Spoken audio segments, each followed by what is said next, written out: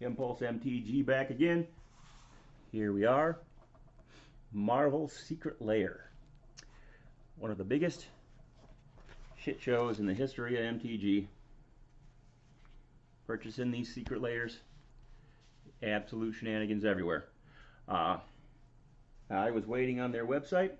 When this sale went live, I watched the buttons turn from unavailable to available. I clicked the all foil secret layer bundle and I clicked proceed to checkout, all in less than probably 10 seconds, right around 10 seconds. And I sat in queue for 4 hours. I mean, I didn't just sit there staring at it for 4 hours. I was at work, but I would check back in every 10 or 15 minutes. I'd have to look at my phone and make sure I wasn't in. It was very annoying. And lo and behold, I got in, and all of the all foil bundles were gone. I got a rainbow foil Iron Man, which for some reason was the worst selling of them all. I think it might be the best one. Whatever, people don't make smart decisions anyway. And then everything else is regular. Regular Wolverine, regular Storm, regular Black Panther, regular Captain America. At least I got some, right? There's plenty of people with the exact same story I'm telling you that got absolutely nothing. I don't think that that's based on random. I got randomly lucky. I'm a big buyer of secret lairs, a big buyer of Magic the Gathering products, relatively big as far as a hobby collector goes. There was a link that made it out onto Reddit, and people could use that link to bypass the waiting line. And from what I'm gathering, Statements of Wizards of the Coast, they don't want to come out and directly say it, but you can always read between the lines. That link, the mass using of that link is the reason that people were stuck in line for 4 hours or more. Shouldn't have been that long. And the reason why some people would be sitting there in that line and find themselves just randomly kicked out of the line, like I was. I went right back in and hopped back in the queue and got my spot back, but there were people who took, you've been disconnected from the, as well, you're screwed, and didn't try. They didn't try to get back in. That's not on them in my opinion. That's on Wizards. That link shouldn't have even existed in the first place. It was for, what is the point of that link other than whoever was running this queue for Wizards of the Coast wanted to make sure their friends could get to the front of the line and make sure they didn't have to wait, and make sure that they could get the product before it sold out. Why else would that link even exist in the first place? Even if that isn't what the link existed for, when, let's be real, what else could it have possibly existed for? My point is it should have never existed in the first place. There should be no shortcut around the line. I don't care who your friends are. I don't care whose wheels you greased. You should not be able to skip to the front of that line. That link existed, and I don't see any. I say these things on a lot of the chat forums, and nobody seems to back the statement. Wizards of the Coast should have to stand and atone for that. Make these layers available again, and make it an open print. We'll put it up for 24 hours and or 48 hours, whatever, a week. Who knows? Something. They've got the tools. They've got the production tools that made these cards. They're sitting on a warehouse somewhere. They can pull them down, clean them up, throw them on their presses, and get it running and make more. But they refuse to, even though the sale was an absolute shit show. Nothing but tomfoolery, nothing but greed, nothing but cheating. And to everybody who didn't get the layer, greatly apologize on behalf of Wizards of the Coast. I know I can't make official statements for Wizards of the Coast, but somebody needs to say it. Wow, you got hosed. I got slightly hosed. I didn't get the rainbow foil bundle like I wanted. I have to take one rainbow foil and a bunch of regulars, but again, I have to consider myself lucky because some people didn't get any. That's the stance I get from people when I comment online. However, I am an avid collector of foil secret layers, at least the ones that I like. And I will not be getting those secret Lairs in foil. So that is a loss for me. Thank you for being a part of Secret Lair. Yeah, thanks a lot. Okay, rant over, and let's get into looking at this Secret Lair and what we get inside. We have Storm, Force of Nature. You know, if you cover this part up, you have a very old magic card, Force of Nature. And let's open it up and see what's inside. You know, they got the Groot, Baby Groot. Actually got chopped down to a sprout in Guardians of the Galaxy 2. Everybody just loves Baby Groot like they love Baby Yoda. Let's just have a look at that Groot card immediately. We got a foil regrow. Oh, so even though you don't get the cards in foil, the bonus card comes in foil apparently. Okay, that's great. Great art. You got Storm there, raining on Groot, giving him some water. He can grow up big and strong again. Very nice. I like that. And regrow is actually an important card in the Teamer Color Storm decks. And then here's the marquee card for this layer. It is Storm, Force of Nature. It is one of each Teamer color in the colorless, so 4 for a 3/4 flying vigilance. When Storm deals combat damage to a player, the next instant or sorcery you cast this turn has Storm. So you want to start your turn out pre-combat, cast a whole bunch of spells, go to combat, attack, and then cast, you know, Brainstorm and draw 10 cards, and you know, or storm off and win the game. Who knows? Probably storm off and win the game is what most people are going to look to do with her. People trying her in CEDH, it'll be interesting to see. Lightning Bolt, you know, is massively overprinted card. I don't know if overprinted is the word. Very, very, very highly printed card. If they didn't print it a lot, the price would go through the roof. Nice art. You got Storm there.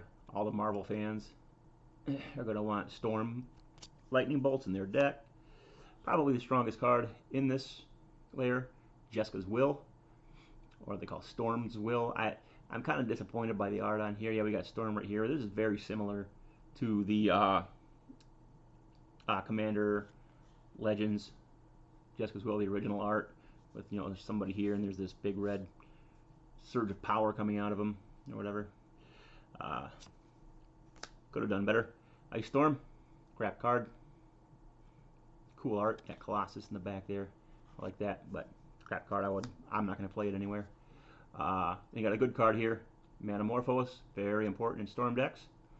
Add 2 mana in any combination of color, draw a card. It's pretty much a free roll spell to increase your Storm count. Very good card. Let's do the rainbow foil, the only one in rainbow foil that we will be opening. Iron Man.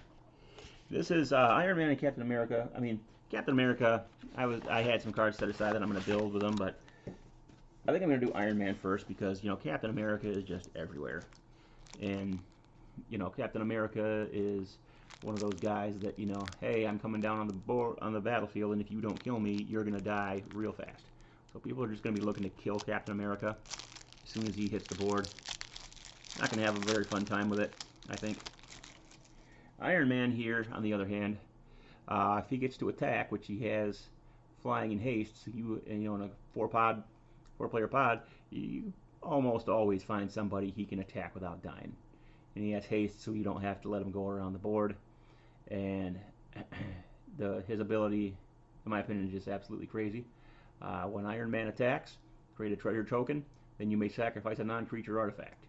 If you do, search your library for an artifact with converted mana value equal to 1 plus the sacrifice artifact's mana value, put it onto the battlefield, tap, then shuffle. So it's kind of like Birthing Pod, but for artifacts. For non-creature artifacts. You can get you have to sacrifice a non-creature artifact, but you can go get a creature artifact if you want to. You know, it's a bit of a drawback that you can't sacrifice, like, say, Solemn Simulacrum would be a great sacrifice target for this guy. Can't do that because he's a creature, but, you know, you can get around that. You can get some really great stuff. You know, you can get like an 8-cost artifact out there, ramp it out with some artifact ramp, and then play Iron Man, swing, sacrifice it, go get Portal to Phyrexia. I mean, what a trade up, right? Great trade up. One of my favorite Probably my favorite commander from this series. Galvanic Blast. This has been going up recently. It's a semi-played card in any modern artifact-based deck. Cool card. I like Galvanic Blast, and probably other than the hero that you get, this is probably the best card from this layer. Commander's Plate. 1 mana, very important feature of any artifact, because now you can go get them when there's a saga. You get an extra tutor to find it. Kind of a free roll tutor at that. Equipped creature gets +3/+3 and has protection from each color that's not in your commander's color identity, which is pretty good. It's pretty good for an Izzet commander, because the big artifact removal, the big creature removal, that's all in black, white, and green. And now they can't target your commander with it. They got to get rid of the plate first. Very good card. Here's our Soul Ring. That's the power core that you see in Iron Man's chest. I'm sure most of you know that already. Very good card. Very cool art. Inventor's Fair. I played it in a lot of my artifact decks. Gain life, and then it gives you life until you need to search for an artifact, and then it's kind of expensive to search for an artifact, but in a 2-color deck you can afford more lands that tap for colorless. And then this has a tutor attached to it. Very good card. I think it's very underplayed in a lot of commander decks. And then you get a treasure token. This is quickly becoming the most popular treasure token there is. And Sculpting Steel. Very cool art here. You got little baby Groot in an Iron Man costume. It's like, you put a baby on anything and people are like, oh, look at the baby. And all of a sudden it's like the biggest thing out there. Can't deny it. It's adorable.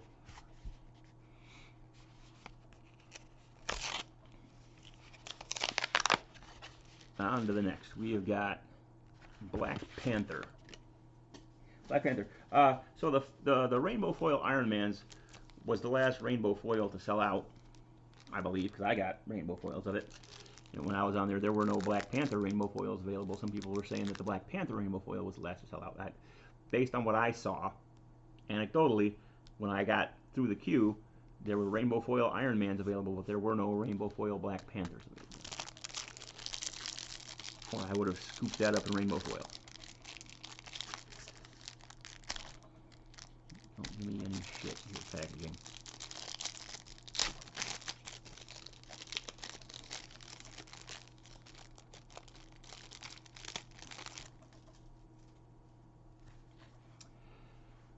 I mean, you get to see Black Panther there, but let's go have a look at the Groot card, shall we? Nature's Lore. Groot pointing something out to Black Panther. And pretty cool. Nature's Lore is a great card. Very highly played. This is the second Secret Lair printing of it. I believe it was in the that one artist. Can you make it to the show or whatever? Art Secret Lair. I think 2021, 2022-ish. So we got Black Panther, Wakandan King. 2 mana for a 2/2 first strike. Very on-rate power and toughness and ability. Survey the realm. When Black Panther or another creature you control enters, put a +1/+1 counter on target land you control. A lot you can do with that. If you got a lot of man lands or something to animate a land into a creature, now it's going to be huge. And it says whenever another creature you control enters, so it doesn't say non-token, so you play Avenger or Zendikar with 8 lands out, you're going to get 9 +1/+1 counters on lands. Pretty strong. And then Mind Vibranium. Move all 1/1 counters from target land onto a target creature.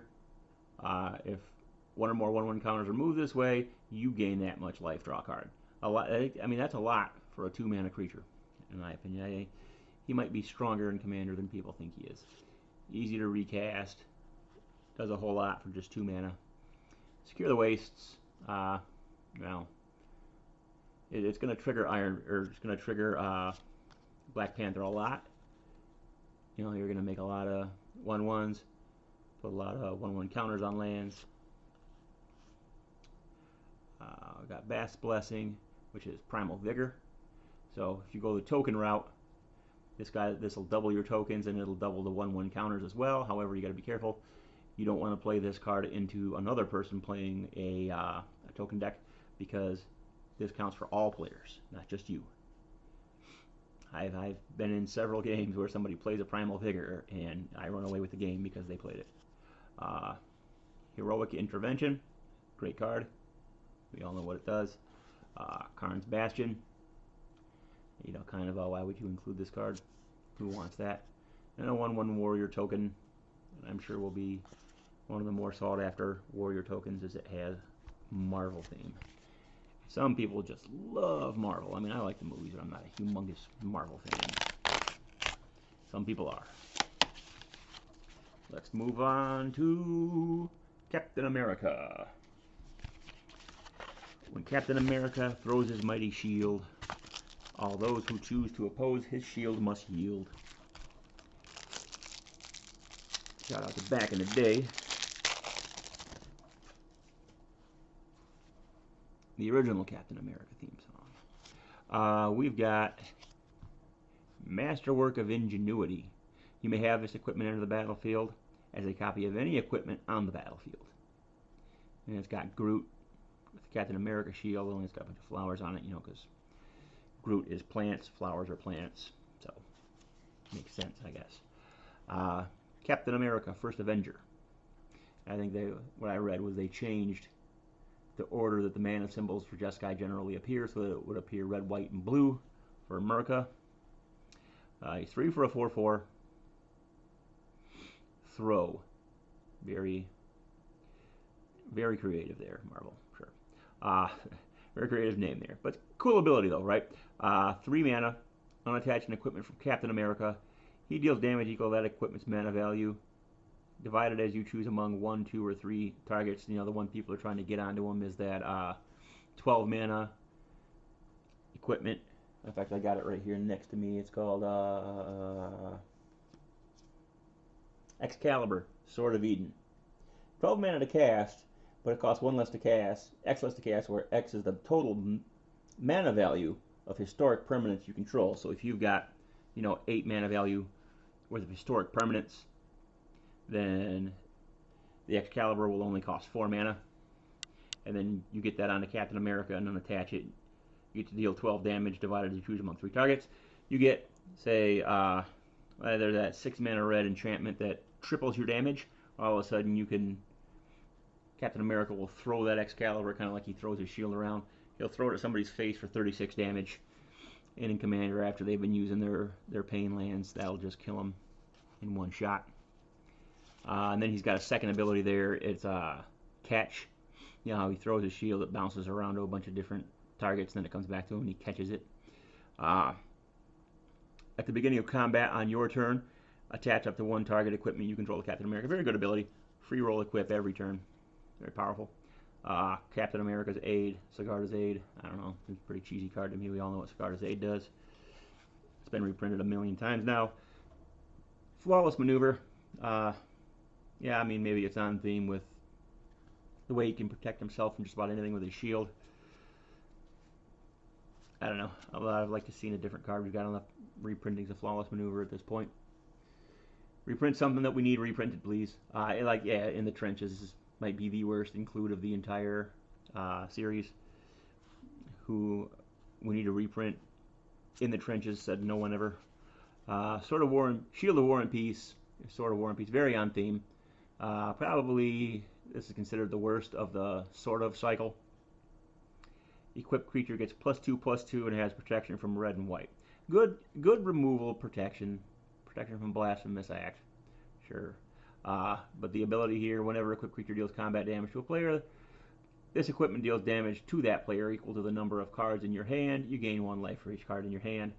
Generally, you want to have a whole bunch of cards in your hand. Now you got to start including a bunch of card draw in your deck. Maybe, you know, stuff to let you have no maximum hand size. And what are we doing with this deck? We're trying to be throwing equipment around, right? So mixing too many themes in. Deck tries to do too many things. 3/4 of the time you play the deck, it'll do one of the things and not the others. When you need it to do all those things all the time, it's just not going to happen. Most of the time, it's not going to happen. every once in a while it'll happen, and you're like, oh, look how powerful this is, and then your own bias aren't going to let you see that. Your win rate with the deck is super low because it doesn't do all the things every time. So I think Sword of War and Peace was a bad include there. But I think they anticipated Captain America being the most sought after of the heroes, and therefore they could just throw the worst cards behind them and it would all work out, which it did. It did. It really did. Here's a good card to play with your Wolverine, Unnatural Growth, because it's going to be at the beginning of combat, double the power and toughness of each creature you control. And you see very underrate here. 3 for a 2/2. Kind of crappy, but if you've got ways to jack his power up, double all the damage Wolverine would deal. At the beginning of each end step, if Wolverine dealt damage to another creature this turn, put a 1/1 counter on him. So if you can keep him dealing damage consistently without him dying, he's going to get big and out of control. But he's got to go around the board over and over and over again for him to get there. Of the heroes, I personally think Wolverine is the worst. But he's Wolverine. People are going to love. He's one of the most beloved Marvel characters there are, and he's probably going to be one of the, if not the most played commander, based on people just love him. This regenerate ability here. I mean, you're already making him 3 for a 2/2. And you're giving him a dependent ability. He's got to deal damage without dying. An ability that makes, he's going to have to stay on the board a long time for this to become relevant. And then you give him an overcosted regenerate ability. I think it's too much, but we'll see. Any game where you can keep him around, he'll go nuts. But again, you might have that personal I love Wolverine bias of look what happened when he went nuts, but yeah, look what happened every other game before that. What used to be an incredibly powerful card, very expensive, was very hard to find. Alpha Beta Unlimited were the only printings. We've since got some other printings of it. Berserk. Cast this spell only before the combat damage step. Target creature gains trample and gets plus XO until end of turn, where X is its power. Beginning of the next end step, destroy this creature if it attacked this turn. I mean, I play this in some commander decks. It's fun. It's really fun. It's hilarious when somebody attacks with a big commander, and somebody's like, "Oh, I'll chump block with this 1/1," and I say, "Well, guess what? You're actually dead, because now it's twice as big and it has trample and it deals lethal commander damage. And oh, by the way, that big threatening commander that kills you itself is also dead." It's more powerful card than people think it is. It's not as powerful as it used to be, but I like it. It's fun. It's funny. Funny for me. The other two people generally end up pissed off, but if we're not here, if other people aren't getting pissed off at what you're doing, what are you doing? Rite of Passage, enchantment. Whenever a creature you control is dealt damage, put a 1/1 counter on it. So you want to get Wolverine to fight a lot of fight effects, not specifically fight. This is not going to help Wolverine if you use one of the punch effects, which is this creature deals damage to that creature. You want to use the fight creature where they exchange damage. That's when Rite of Passage is going to be big. I don't like it in the Wolverine deck because I think Wolverine is so small that you want to be using punch effects. You want Wolverine to deal with damage to that guy, not back to Wolverine, because then you're going to have to pay for the regenerate. And once you start doing that, your whole turn is going to be based on Wolverine fights a creature. In Commander, that's just not enough. Sorry. You might think so. I disagree. We can agree to disagree, and then you can lose to me. Rhythm of the Wild, good card. It's been reprinted a few times now, but still carries a couple dollar price tag. This version will obviously be worth quite a bit more because it has Wolverine on it. Creatures you control can't be countered. Non-token creatures you control have Riot, so you can bring Wolverine down with a +1/+1 counter right away, and he's not so overcosted at that point. And one of the better, more expensive cards, other than the heroes, one of the better, more expensive cards, and it's going to be sought after for the art. We got Wolverine in the Adamantium Bonding tank. This is when they were the tank they put him in to infuse his bones or replace his bones, whatever they did. I'm not totally up on the story. They were replacing his bones with adamantium. He was in this here tank, hooked up to all those hoses, and he came out as the Wolverine we know and love today.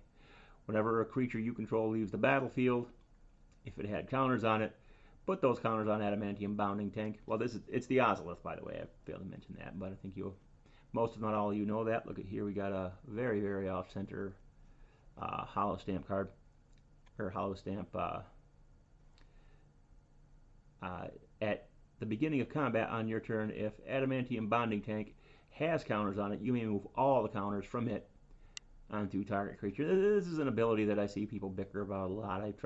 Somebody will try to move the counters from the Ozolus onto a creature, and then somebody else will kill the creature in response and say, oh, hey, well, those counters are gone because they fizzle. The counters don't actually fizzle. You're moving it from this to that, right? So therefore, if you kill the creature, the ability fizzles and the counters never move, so the counters are staying on the Ozolith. Very, very mind-numbing, cringy argument that just seems to always come up. And that's that for the Marvel Secret Lair set. Again, I'm disappointed that I didn't get the foils for all of them. I got the foil for Iron Man, and that was it. Ambivalent feelings because at least I got something. Many people got nothing, which I really feel for those people. I advocate for them. You know, the conversation online is, as online always is, dominated by trolls. The empty can rattles the loudest. The dumbest people's voices are amplified because they comment over and over and over and over and over, and they will argue with you, no matter how wrong they are, they will argue with you ad nauseum from here to the end of eternity. That is their only tool. But I believe Wizards of the Coast did us dirty.